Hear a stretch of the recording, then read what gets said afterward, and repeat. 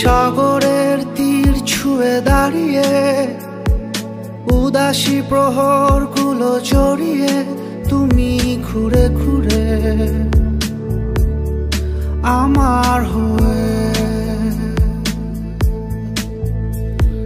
হয়তো দূরের চেনা আকাশে রঙিন স্বপ্ন বোনা বাতাসে আমায় ডেকেছিলে খুব নীরবে।